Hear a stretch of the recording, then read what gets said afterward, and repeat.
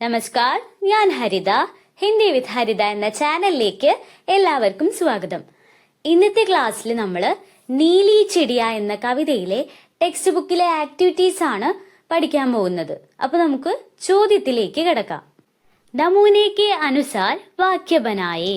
സാമ്പിളുകൾ അനുസരിച്ച് വാക്യങ്ങൾ ഉണ്ടാക്കാനാണ് പറഞ്ഞിട്ടുള്ളത്.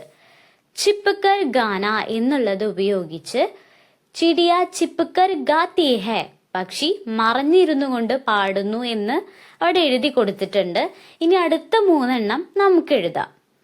പാസിനാന, പാസ് എന്ന് പറഞ്ഞാല് അടുത്ത്, പക്ഷി അടുത്തു വരില്ല എന്ന് നമ്മൾ കവിതയിൽ പഠിച്ചിട്ടുണ്ടായിരുന്നു. കവിതയിലെ ഓരോ കാര്യങ്ങളും നിങ്ങൾ ഓർത്തു വെക്കുക. അപ്പോൾ ഉത്തരങ്ങൾ പറഞ്ഞു തരുമ്പോൾ പെട്ടെന്ന് മനസ്സിലാക്കാൻ സാധിക്കും. മുകളിലത്തെ ചിടിയ താഴേക്ക് എടുത്തെഴുതി. പിന്നെ പാസിന ആന എന്നതിലെ ആന എന്നുള്ള വാക്കിന് പകരമായിട്ട് ആത്തിഹ എന്നെഴുതി. പക്ഷി അടുത്തു വരുമോ? ഇല്ല. ചിടിയ പാസിന ആത്തിഹ, പക്ഷി അടുത്തു വരില്ല എന്ന് എഴുതി കൊടുത്തു. അടുത്തത് ചട് ഉഡ് ജാന.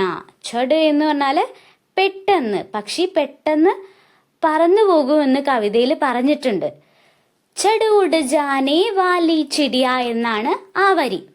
അപ്പൊ നമുക്ക് അത് എഴുതി നോക്കാം. ചിടിയ എന്നുള്ളത് എടുത്തെഴുതി.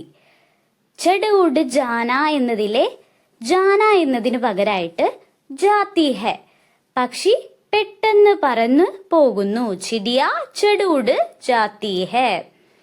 അടുത്ത വാക്ക് ദാന ഖാന. ദാന എന്ന് പറഞ്ഞാല് ധാന്യം.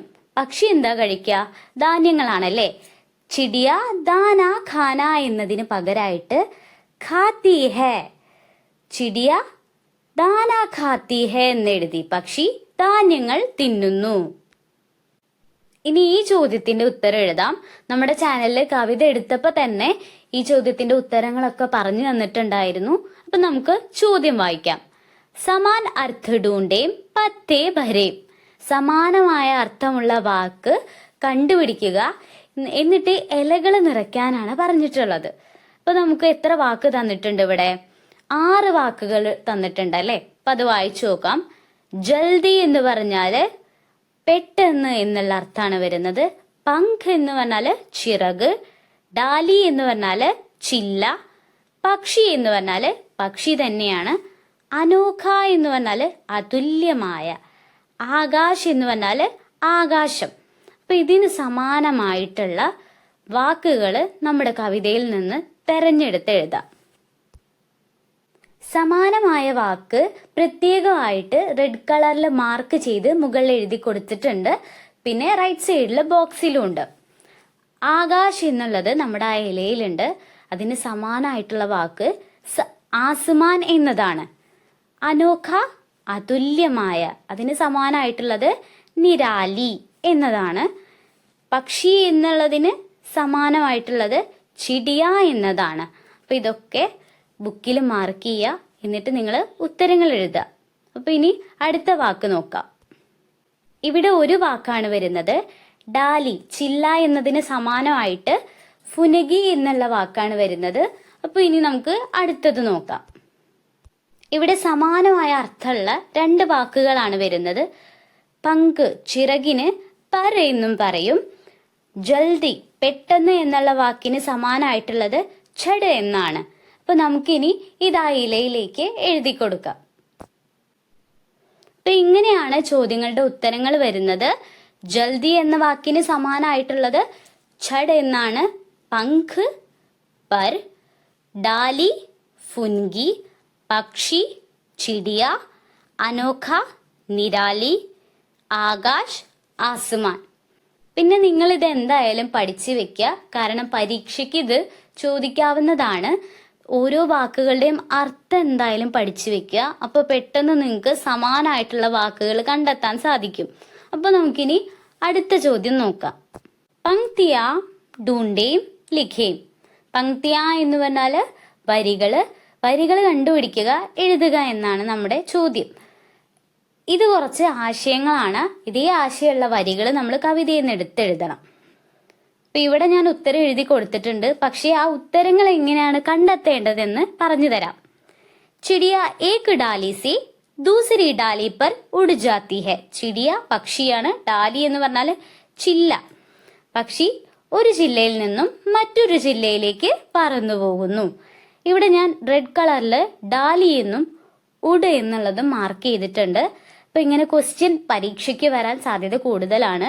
അപ്പൊ ഇങ്ങനെ ക്വസ്റ്റ്യൻ വന്നു കഴിഞ്ഞാല് ഡാലി ഉഡ്, അതായത് വാക്കുകൾ ഈ ക്വസ്റ്റ്യനിലുള്ള അതേ വാക്ക് കവിതയിലുണ്ടോ എന്ന് തിരഞ്ഞു നോക്കുക. അതേപോലെ തന്നെ വാക്കുകളുടെ അർത്ഥം പഠിച്ചു വെക്കുക. അപ്പൊ നമുക്ക് ഇവിടെ എഴുതി കൊടുത്തിട്ടുണ്ട്, ഇസ് ഡാലി സെ ഉസ് ഡാലി പർ ഉഡ് ഉഡ് ജാനേ വാലി ചിടിയ.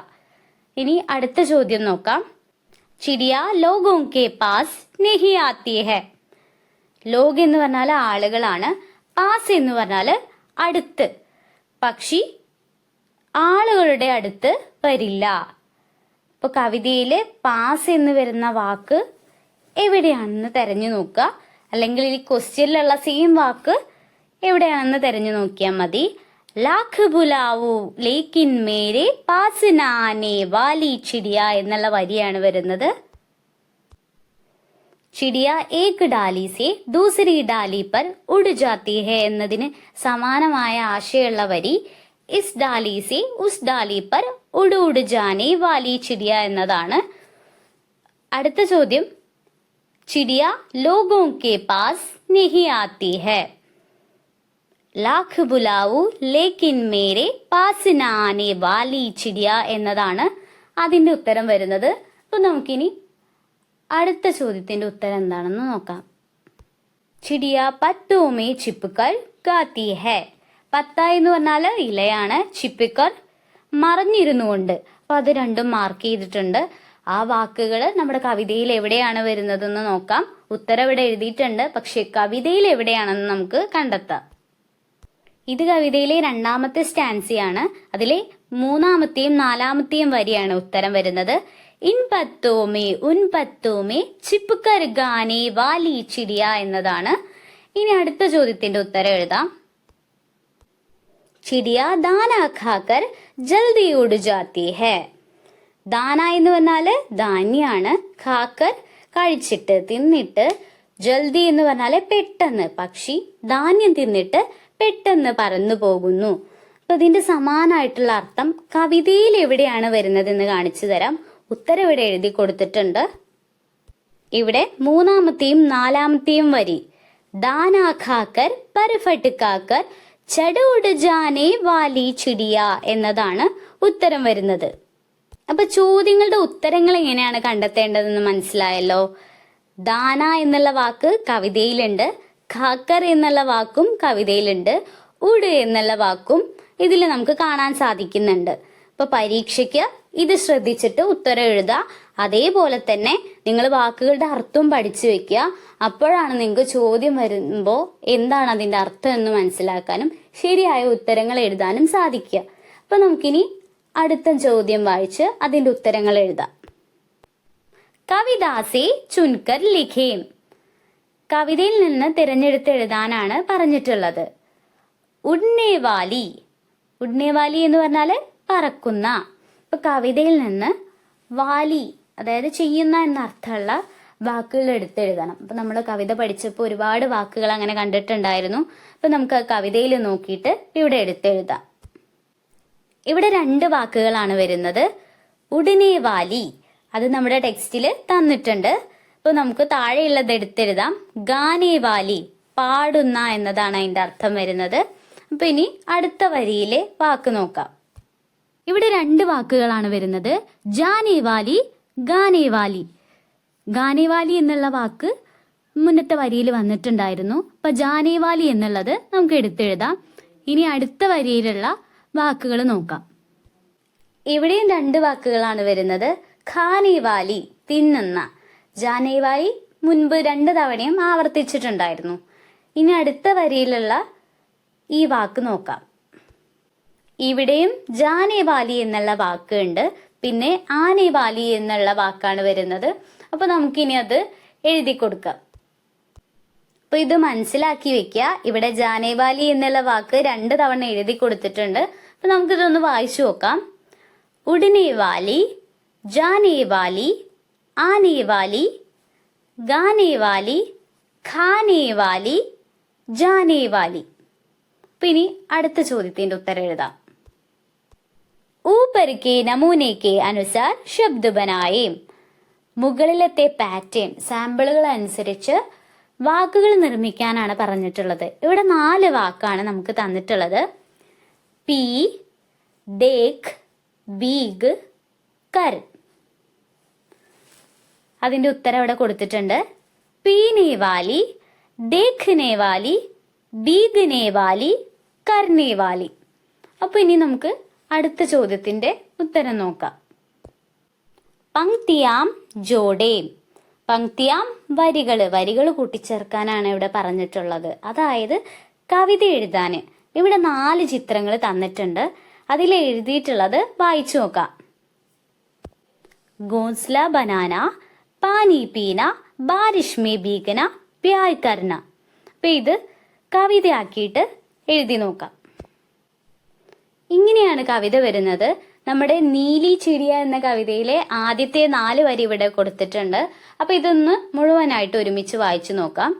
നീലി ആസ്മാൻ സെ ഉത്തരി, നീലി ഏക് നിരാലി ചിടിയ, ഗാത്തി ഉഡ്നെ വാലി ചിടിയ, ഉഡ്തി ഗാനെ വാലി ചിടിയ, घोंसला बनाने वाली चिड़िया, पानी पीने वाली चिड़िया, बारिश में भीगने वाली चिड़िया, प्यार करने वाली चिड़िया. അപ്പോൾ എല്ലാ ചോദ്യങ്ങളുടെയും ഉത്തരം എഴുതി കഴിഞ്ഞിട്ടുണ്ട്. ഇതിലുള്ള ചോദ്യങ്ങളും ഉത്തരങ്ങളൊക്കെ നന്നായിട്ട് പഠിക്കുക. കാരണം ഇതൊക്കെ ആയിരിക്കും പരീക്ഷയ്ക്ക് ചോദിക്കുന്നുണ്ടാവുക. അർത്ഥങ്ങളും നന്നായിട്ട് പഠിച്ചു വെക്കുക. പിന്നെ നിങ്ങൾ 6ാം ക്ലാസ്സിലെ എല്ലാ ചാപ്റ്റേഴ്സും നമ്മുടെ ചാനലിൽ അപ്ലോഡ് ചെയ്തിട്ടുണ്ട്. അത് പോയി കാണുക. നിങ്ങൾക്ക് ക്ലാസ്സുകൾ ഇഷ്ടമാവുന്നുണ്ട്, മനസ്സിലാവുന്നുണ്ടെങ്കിൽ കമന്റ് ബോക്സിലൂടെ എന്നെ അറിയിക്കാൻ മറക്കരുത്. അപ്പോൾ നമുക്കിനി അടുത്ത ക്ലാസ്സിൽ കാണാം.